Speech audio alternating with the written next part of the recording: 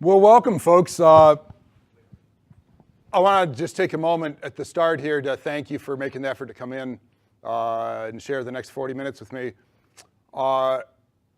There are questions that we can ask that are pretty potent in unveiling prevailing pedagogical value sets. For example,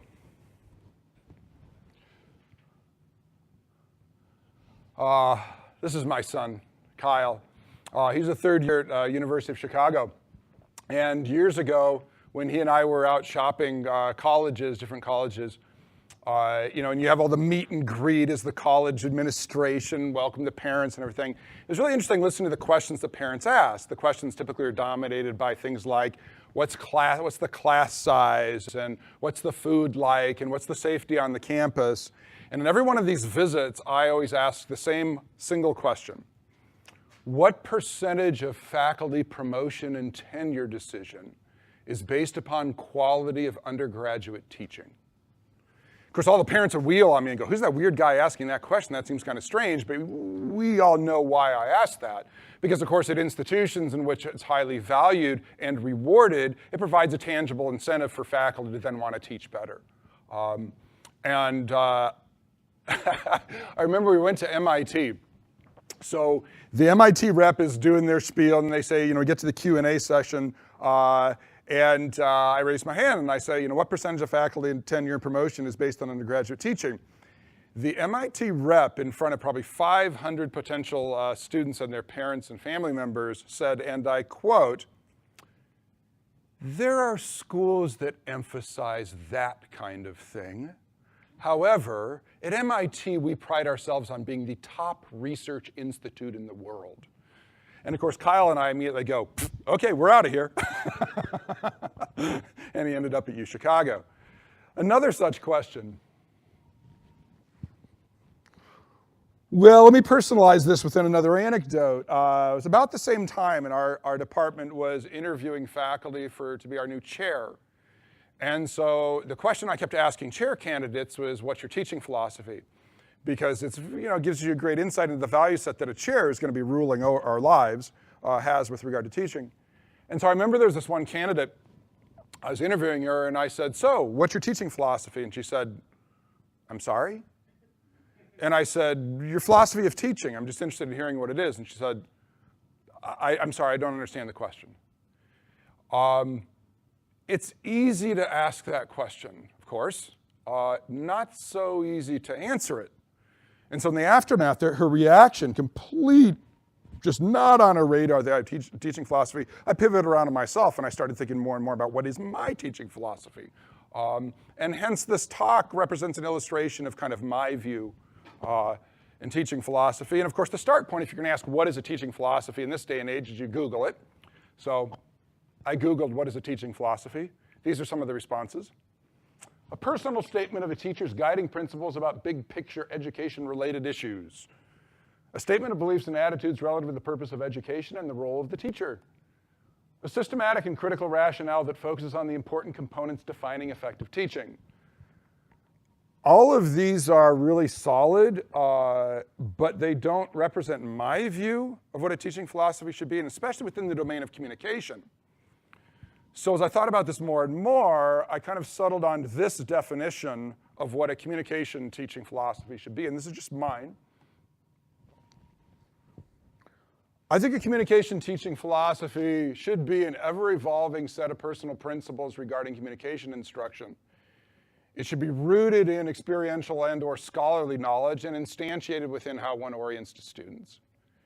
So if you think about this as a teaching philosophy, what are the four elemental aspects of it? They really come down to four things. First, a teaching philosophy should be dynamic. It should be always evolving. Because it's rooted in our knowledge and experience, it should change. Don't think that you have to cling to a teaching philosophy that you had 5 years ago or 10 years ago, and if you said, because your experience now is different. You've accumulated more knowledge, so it should always be changing. I kind of revise mine and tweak mine every year as I go through. It's based on our experience as in-class teachers, and it's based on our scholarly knowledge. So reading Journal of Higher Ed and other educational journals, we learn what works, what doesn't work, and then we compare that against our own in-class experience, which of course is always the touchstone. It's personal. Your teaching philosophy isn't mine or any of yours. It's not mine, and mine isn't yours, and it shouldn't be. We develop this each as classroom teachers, building it from our own experience. It becomes very idiosyncratic, and it's each of our own views about what is most important in terms of teaching. And I think probably the most important aspect is it's lived. And what I mean by lived, it's how we treat our students, right? This is we walk the walk. We don't just talk the talk. It's not an abstraction. This is how we behave in the classroom. And I'm going to talk more about particulars of that later. How should a teaching philosophy then be manifest? Well, I think it's manifest in 4 ways. One, and I should note before I go any further, I'm not going through this real quick because we have such limited time today. If any of you are interested in any of this stuff, just shoot me an email. After I'm done, I'm happy to send you it. I consider this public knowledge. So I'm happy to send you the slide set, and you can go back and think about it if you think it'd be valuable to do so. But back to the story, I think one of the ways in which a teaching philosophy should be manifest is it should be immediately articulable as a simple soundbite. This is a practical issue. You're interviewing. Right now, I'm interviewing for faculty positions or change of venue after 27 years at Michigan State. You should be able to pop a simple soundbite. If somebody asks you what your teaching philosophy is, you should be able to say it's this. And just simple soundbite. And then that soundbite is followed by a richer explanation. So the proverbial cliched elevator conversation where somebody's, what's your teaching philosophy? And bing, it's this. Be ready for that. Or during an interview. It also should be up front in a formal written teaching portfolio that you have. That should feed everything else in a teaching portfolio, student evaluations and rec letters and evaluation scores and the like. Up front should be, here's my philosophy. It should be top of the cognitive bin. What do I mean by this? My philosophy is always in working memory when I'm teaching. Like I walk into the classroom, and I'm not kidding, I'll walk in almost every day and I'll go, okay, this is what I'm gonna do, this is what I'm gonna do, and then that guides everything I do in terms of how I orient my students. It's that fresh, top of the mind. And last, it's apparent in our orientation toward and treatment of students. So if I bring your folks' students in, and I sit them here and kick you out of the room, and I ask them, what's your teaching philosophy? They should be able to tell me. That is not dead on, not exactly, but they should be able to be within the ballpark. Based upon how you treat them, students should be able to stay there and go, well, I'm not sure, but they seem to treat me in this way and do this in the classroom, so my guess is it would be something like this. How does one create one then? How does one come to a teaching philosophy? Well, I think there are a number of different ways to do this. There's no right way. But I tend to model this as both deductive or inductive options. You can go either way, or forward or backward reasoning from a problem-solving standpoint. What's a forward reasoning construction of a teaching philosophy? Forward reasoning means I start with conceptual underpinnings. What I think in the abstract, in theory, constitutes superlative teaching or exceptional teaching. And then you move from that toward the philosophy in terms of what do I specifically want to argue then as the cornerstone of my own philosophy. Alternatively, you can do it just in reverse, which is backward reasoning, which is I start with end results. What are learning outcomes I want to achieve? What are particular things I want to do in the classroom? And then I reason backward to what would be the conceptual foundation for that. And either way, I mean, either approach is valuable and viable, but regardless, the end result is the same. And in terms of a teaching philosophy, I would argue that you should be able to do 3 things, ultimately, regardless of the end product. You should be able to articulate what it is. You should be able to articulate the conceptual underpinnings of it. Upon what is it based? And you should be able to detail concrete examples of how it's instantiated in the classroom. Here are specific things I do that manifest my own teaching philosophy. So I want to take the rest of my time this afternoon now, we're almost at noon, and walk you through my own philosophy and specific examples of it in terms of how I instantiate it in the classroom. And I do this not as an exemplar at all, but rather as something that will hopefully spark ideas within your heads, different things you might try in the classroom, how my philosophy kind of acts in concert with or deviates from your own and stuff, and then trigger additional discussion and thought. Before I get to my philosophy, though, let me shift gears a bit and ask a seeming non sequitur question, speaking of questions, which is, how did you get here today? It's like, how did you get here? You drove. How did you get here? You're invited, but how did you get here? As did I. I flew in last night, and I fly out right after this talk. I'm flying back to Detroit in 30-degree snowy weather. Now let's think about that. How did we get here? For real. Okay, so what is it? It's March 27th, 2015. It's around noon Pacific Standard Time. How did we get here right now in this place? Because I don't want to be presumptuous, but my guess is that all of us, when we met with our middle school guidance counselors, and they asked us, what do you want to be in life? We didn't say, oh, I want to be a communication professor. I was going to be a lawyer. I didn't know what that entailed. My folks were like, you should be an attorney because you argue so much. Okay. So how do we get here? How do we get to this place where we are all communication teachers? Well, for most of us, I believe it has to do with an event or point of contact that occurs somewhere along the way, usually in college. And again, I don't presume to know your folks' institution, but at our institution, most comm majors don't even come in as comm majors as freshmen. What they do instead is they come in either general major, or they have some other thing like business, and then they don't make the cut or whatever. Or more commonly what happens is they take a communication class, and they meet communication faculty, and they hear what we all teach. And they go, that is so legit. I want to major in that, without thinking about necessarily the consequences of that.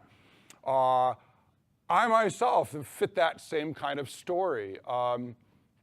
I thought I was going to be an attorney. I didn't really know what I wanted to do. I jumped from wildlife studies to art history to you name it, music. And then I started taking communication classes. And it was one faculty member in one class in particular, Mac Parks at the University of Washington, communication professor there, and his class on relational communication.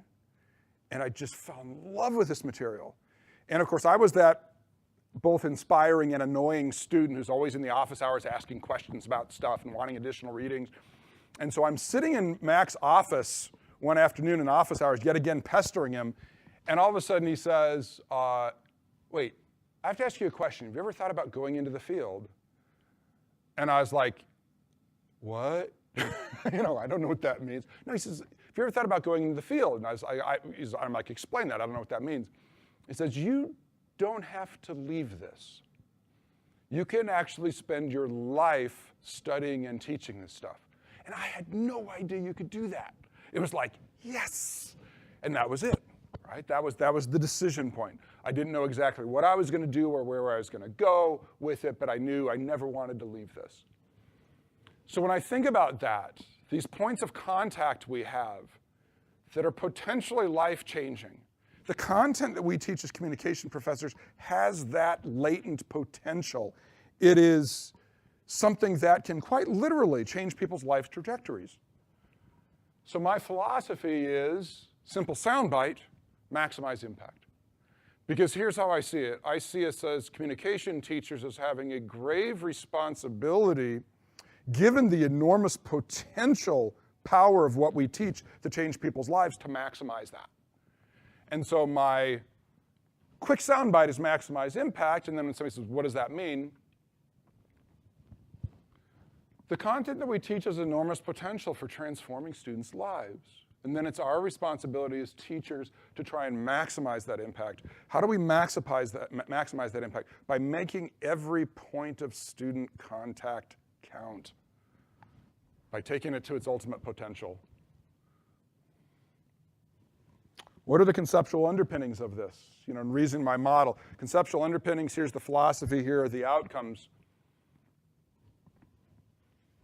Well, my view of this is heavily shaded by Linda Jackson's research on student evaluations. Let me tell you a little bit about this. Linda Jackson is a professor, she's passed away last year. She's a professor at Michigan State. She did the largest scale ever study on open-ended student course evaluations. The comments that students write at the end of the class describing their impressions of the professors. And what she was looking for across 20,000 of these open-ended responses that she coded is what defines the superlative teacher from the student's perspective. Now, the underlying presumption is that students are pretty savvy about this. And this is a presumption which I agree with, because the research, for example, on things like, and this is important as a tangent before I get to her findings, the research on the correlation between student anticipated grade and evaluation of us suggests the correlation is very small. It's about 0.12. So you think about this, faculty who are routinely rated as bad instructors commonly wear their bad evaluations as a badge of honor. And they say, why am I graded down? Because I'm tough, I'm rigorous. And then they look at the professors who get good evaluations, like all of you folks I'm sure do, and they go, those people just get good evaluations because they're easy. No, students are much more savvy than that, and the correlation between their performance and how they evaluate us is minimal.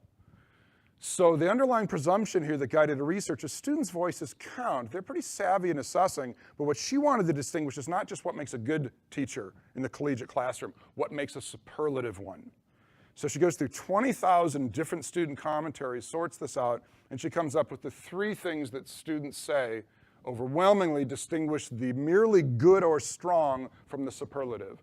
And this isn't going to be news to most of us, but it's affirming of the value set that I think many of us share. First, competence. Competence can be best thought of in her analysis as the foundation for everything else. How's it the foundation? Students presume competence. So they come in the classroom looking to us to be competent knowledge transmitters. So it's not really on their radar. It's the foundation, it's the bottom. If you think about this kind of triangle, to borrow from Sternberg's triangular theory, if you think about the foundation is kind of competence. It's not really on their conscious radar. It's only going to be noticed by them if we violate it. So if we show we don't know the material, we're caught in saying something that's ridiculously wrong, this kind of thing. So you can forfeit competence right out of the gates if you show that you're unprepared, you don't have the knowledge. But other than that, students aren't going to be concerned about it that much. They presume that you have it. What's one of the most common ways that people forfeit competence? Finally, after 23 minutes, we get to something you folks can take away of practical use. Things you never say in the classroom. And one of the things that students routinely comment on is one of the most hated things that immediately forfeits competence is you come out the very first day of class and you say, I don't really see me as the teacher and you as the student. I see us as co-learners learning from each other together on this journey through this semester. No. Especially if students are paying their tuition, they don't want you to learn from them. They don't want to be co-learners. They want to get something for their money, and they want you to give them that.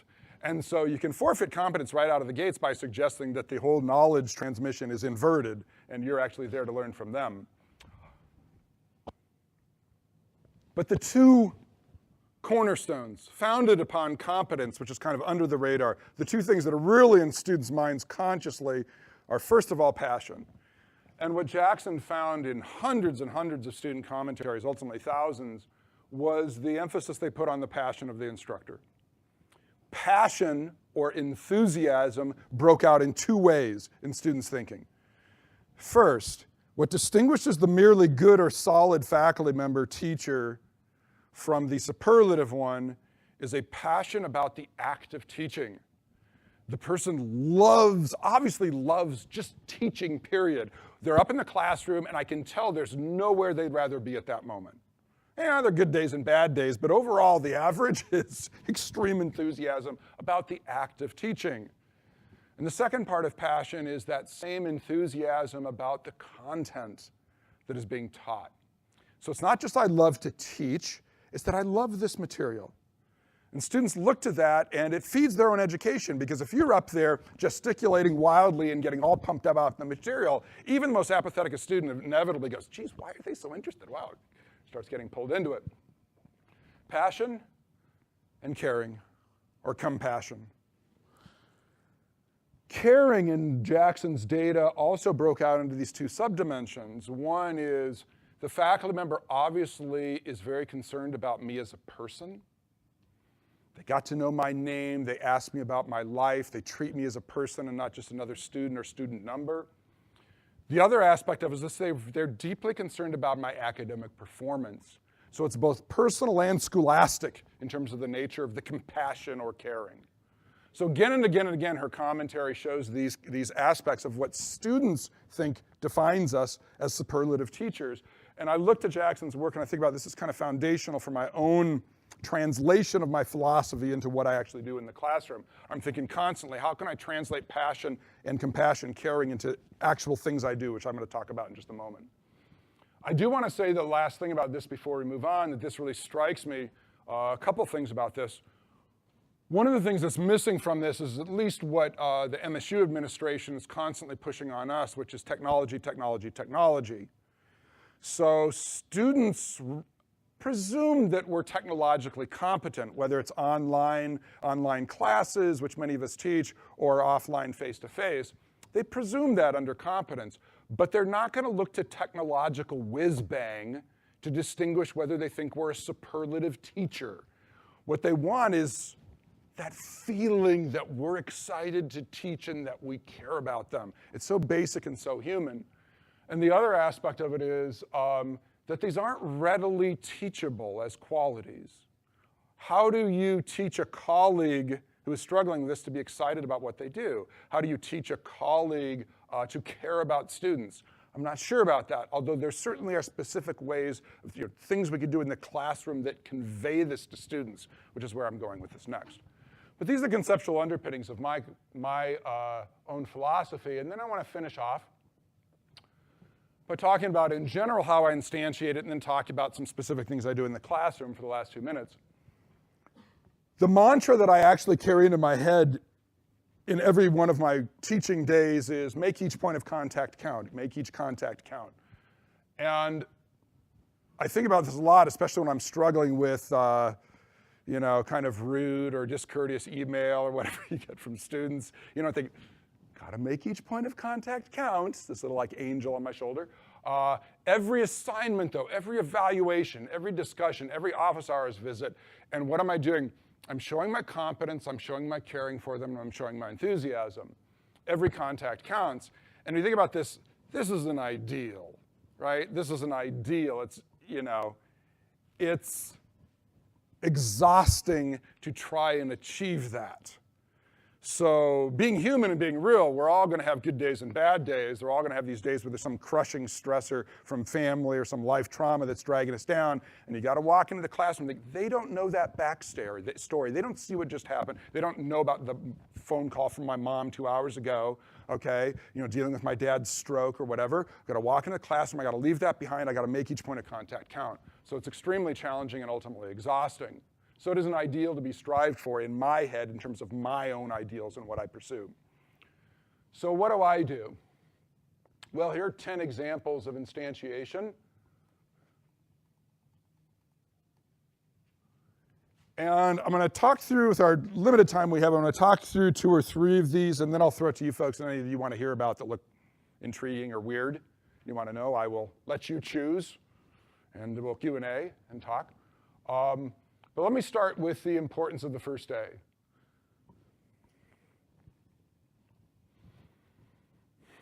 There's some really clear research with which some of you might be familiar about first day and the importance of the first day in the classroom. One of the most telling aspects of it, let me start with the research first, and then what we do and suggestions, practical suggestions.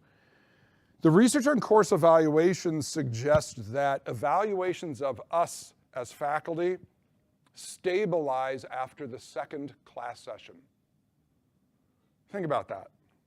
What your students think of you and how they evaluate you stabilizes after the second class. So at the end of the second class period, if you give your course evaluations for the semester at that point, and then you do the same on the last day of class, no significant difference between the two. So what does that mean? They've already decided, and what grade they get subsequently is not going to moderate that effect.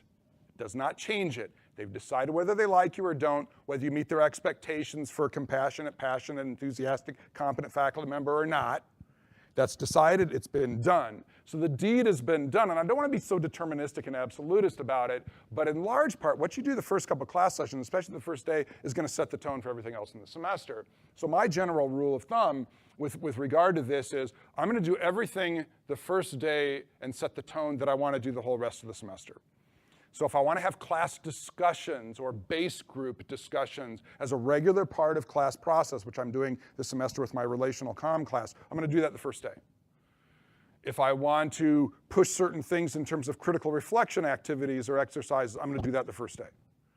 What I'm not going to do is walk in the door on that first day and follow a formulaic kind of assumption, the expectancy that they have in their heads for what I'm going to do on the first day.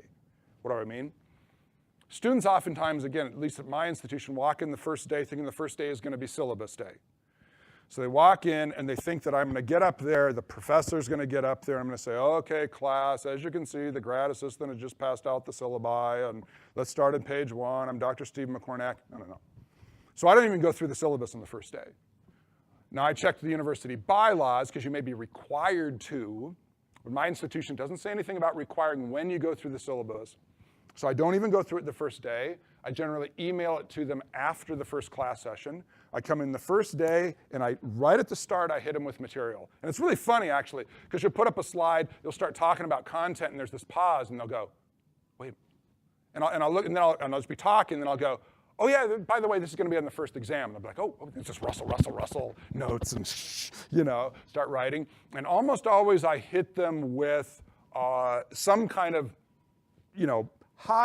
ideally high impact exercise right in that first moment. So what I did this past semester was I started out by drawing a big X on the board. I just came in the first moment, I just went X. And I said, you're here. Where is here? Right? Where, not how did we get here, but where is here?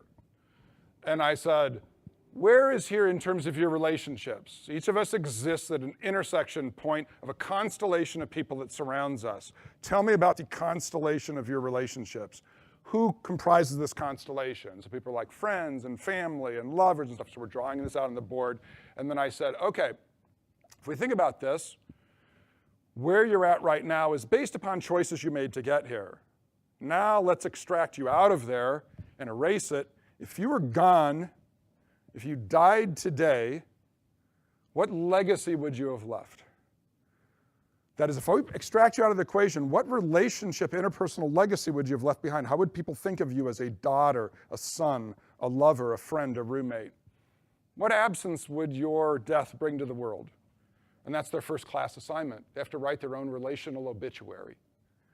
So they have to format it as an obituary, but instead of, oh, they were a great athlete and they were the valedictorian, they have to, in thinking about themselves through the eyes of others, talk about how they were as son, daughter, partner, friend. And then I come full circle the very last day of class, and their last assignment is they have to go back 15 weeks later and look at that first day of class assignment and think, how am I different? Am I the same? What changes have this class helped me to make? So whatever you want to do for the entirety of the semester, you should do on the first day, because that sets the pace. And their decision about you, for better or worse, is going to be locked down by the end of the second day. Out-of-the-box assignments. Well, the relational obituary is one. They really think that's weird. My students always say it's weird. And then they really get into it, because I have them go read obituaries. I have them interview their parents or friends if they want to get their view on how they've treated people. Let me just pull out a couple others real quick, and then any as you want to hear additional commentary on, and we'll open it up for Q&A. No notes. Well, this is kind of best laid plans to go Steinbeck. Sometimes it works, sometimes it doesn't. I made a decision a few years ago that I wanted to not be so note dependent. Because if you're note dependent, whether it's on PowerPoint or whether it's hard copy notes here, and presuming it's not online class but an in-person class, of course, you're tied down to notes and making sure you're saying everything that's here. So what I did was just no class notes. I have skeletal PowerPoint that I use in my classes, and then I just upload all the stuff into my head in terms of examples and everything I want to say. And what that allows me to do is a number of things. It allows me to be untethered from the podium, so I can walk freely in the space. I can shift gears or focus as I go, and it's much more conversational. Their discussions can flow much more freely. I haven't actually had a situation yet, because I prep, you basically, it takes a lot of time in advance to upload all the content in your head. I haven't had a situation yet where I've blanked. But the one drawback is if I'm in the middle of saying something and a hand goes up, I have to put them on hold until I finish saying it. Because if I go, oh, okay, and then I ask them the question, oh, I've forgotten what I was just saying. So there's that little inhibition. But other than that, it's worked pretty well. It's made the conversation in our class much more lively and organic and not so kind of stilted and structured. You folks pick. Go. Oh. Flexible office hour boundaries. So office hours, we all know office hours. Over the last 20 years, I've averaged 1,500 students a year. So last semester I had 762 students and no TAs. So my office hours, as you can anticipate, are a bit lively. I usually have a line out the door. And so what I do, and you think about these are all dovetailed to the value set that is at the core of my philosophy. It shows caring to my students if I'm willing to just blow through the end of my office hours. So what I do in advance of the semester is I'll set my office hours from noon to 2:30 on this particular day, usually twice a week, noon to 2:30. But I set my life schedule so that I really don't have to be anywhere else until 3:30. So as long as somebody gets there before 2:30, I'm going to talk to them. And even if they don't, I'm generally going to talk to them. I'm not going to turn people away and walk out the door and go, it's 2:30, sorry, bye. I mean, it's real obvious human stuff, but it really conveys to students appreciate it when it's 3:10 and you're like, come on, I'll give you a few minutes. Well, because what they always do, it's just, I'm really sorry, I didn't mean to keep you so long. I know it's way past your office hour. I'm like, no, I'm here for you. Okay, that's what this is about. And they're like, wow, right? So flexible office hour boundaries, although again, it's exhausting. So, others. Okay. We all can recall the deep and abiding joy we once had with learning when we were real young. I mean, remember the excitement of raising your hand with the answer? And so one of the things I've taken to doing, and I know this sounds really silly, but it's been really cool, is stickers. I just use stickers. So I give stickers on quizzes, I give stickers on exams. I'll tell you about stickers in discussions. We'll talk about that more in a moment. But SpongeBob, Sparkle Princess, this past exam was Winnie the Pooh. I go to sticker stores and I try and find good ones. And the students, I mean, those are 18 to 22-year-old, most, and then some returning students are non-traditional. They're pretty calloused by the academic experience. And when they get a sticker on that quiz and a smiley face, they get lit up. And the way it actually translates is not just, caring and silliness and fun, making it fun, but also, well, this is where it goes, because it doesn't have any concrete, tangible value in grade, but psychologically what I found is it creates a healthy competition. The students going, man, I want to start getting stickers. And so they say, and I give them a choice, oftentimes too. I say, which stickers do you want? And they'll choose amongst many, because the guys oftentimes don't want the Sparkle Princess or something. But there's a lot of variety. SpongeBob's real popular. Winnie the Pooh is pretty good. I really pissed people off by using Barney last 2 weeks ago. But they're the Barney generation now, and they were just like, Barney, and I'm like, yeah, Barney's awesome. Oh, I love you, and it was pretty hilarious. I tried doing this, my wife does this, she also teaches at MSU. I tried doing this with class discussions. So if you make a really cool point, sticker worthy. It became within a few weeks, the first few weeks it was pretty legit, because students were like, isn't that sticker worthy? And I'm like, yeah, okay, all right. And then I'd walk it. But then two things arose. One was, it actually, and I hadn't considered, again, best laid plans, right? First, the logistics of giving the sticker. Because I'm up here and they're back there. So if the person's in the back row and they have a great comment and I go, oh, that's totally sticker worthy, which I would, but then I have to walk back and give them the sticker. Well, that's burning time. And so it actually became time consumptive. And the other thing was that there were students who routinely, it did tinge negative, because there were students who routinely weren't sticker worthy just because they're not saying things or not participating. And it started creating that edge of kind of in-group, out-group. And so what I did that particular semester was just bail on it, kind of just let it kind of fade and didn't use it so much anymore, but use stickers on other stuff, not in class discussion. But the key thing, stickers are kind of public praise and silly fun. But the other important aspect of this is private praise. And this is the edge against sticker worthiness. Public praise, elevating one person above others in an environment that is at all competitive, does nothing but undermine morale. It's a climate killer. I've been through enough communication consultant, corporate talks and the like, and done enough myself. I can't tell you the number of times I've had managers say, oh yeah, I always single out the sales leader in each sales meeting to praise them. And I said, do you realize that that's killing morale rather than building it, killing cohesion? So right, Tom, okay? So imagine this is a monthly sales meeting and I say, everybody, once again, Tom was our sales leader for this past quarter. He was $10,000 ahead of everybody else. Everybody give Tom a big round of applause because he gets the bonus this time.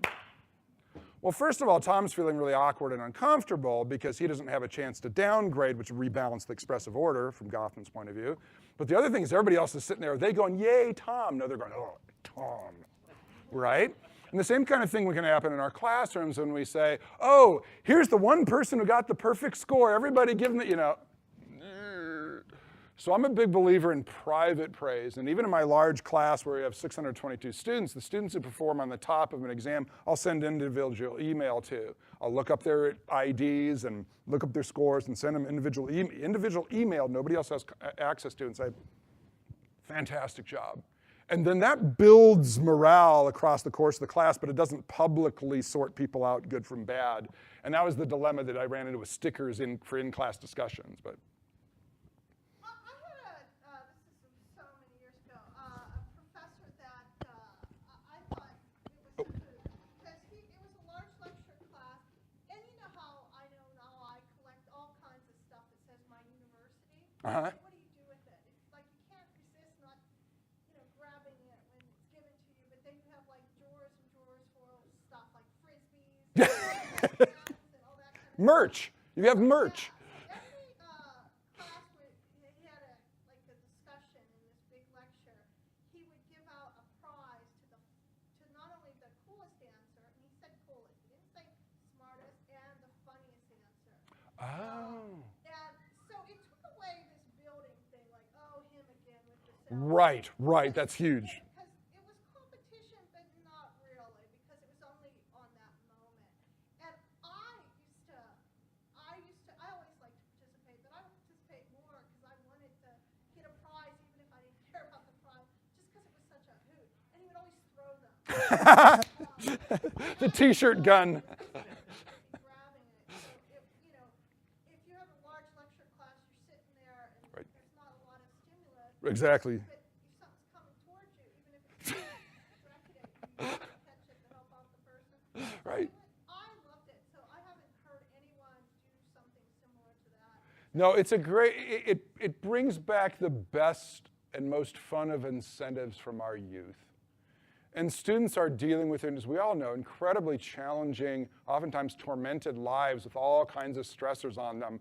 And so, and part of it is the class and mastering this material and prepping for exams and work stress and all this stuff. And so here's a light way we can bring back that joy of reward in ways that don't count against grade. And as long as we do it in a way that isn't pitting some people against others, yeah, it's really, really good. I do want to call attention to cough drops and Kleenex before I wrap up, because cough drops and Kleenex, I've taken to doing this the past 3 years, and this is so silly and just banal, but also has a really profound impact on students. Test days in large lecture classes, especially in the depths of finals week, it's just a viral plague in there. You know, we have 600 people hacking and coughing and stuff. And so we always bring Kleenex and cough drops, and I'll just walk the aisles and just pelt people with cough drops who are coughing too much. We start out the class saying, and I always bring multiple flavors. Who wants what? We pass them out, pass out Kleenex, hand sanitizer, squirting people who need it.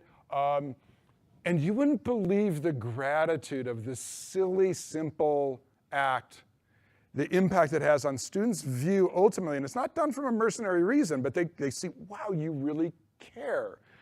It's also strategic because they're not hacking phlegm on you, but also other students distracting people around them. So I see it as both a way to keep the classroom quieter, but also make students feel valued in a moment of need, right? Test days. I also do I'm going to say one more thing just about electronic free zones. I try to cordon, this is within class teaching, try to cordon off electronic space with boundary conditions. So I always have a break in the middle of my class where they can all reconnect to the outside world and everything they've missed in the intervening 50 minutes. But the rest of the time, electronics away, including myself. So I make a show. We do this kind of ceremonial ritual at the beginning of each class where I say, all right, everybody take out your phones, put them on silent, put them away, not down between your legs, not on your table.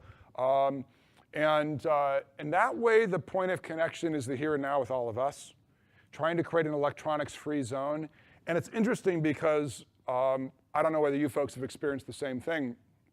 We've seen kind of this curvilinear effect where the electronic addiction, the screen addiction, kind of peaked a few years ago. These students were just absolutely enamored with the latest app and everything. And now it's actually trending a little bit down, where students are becoming more mindful of the need to have some space in which they're unplugged. And of course, I've actually been caught in this myself, because it has to work both ways, where I've accidentally left my phone on. And during class, I'll be sitting there lecturing, all of a sudden my phone goes off. Oh, and then I'm totally busted, lose all credibility. They're like, oh, you don't turn. I'm like, ooh. So anyways, well, thank you folks very much for spending this small portion of time with me. If you are interested in anything I had to say, please shoot me an email at Michigan State, or Bedford can provide you with my email. I'd be happy to send you the slideshow or talk about other stuff, because I'm always interested in talking shop with fellow teachers. So enjoy the rest of your afternoon. Thank you very much for coming out.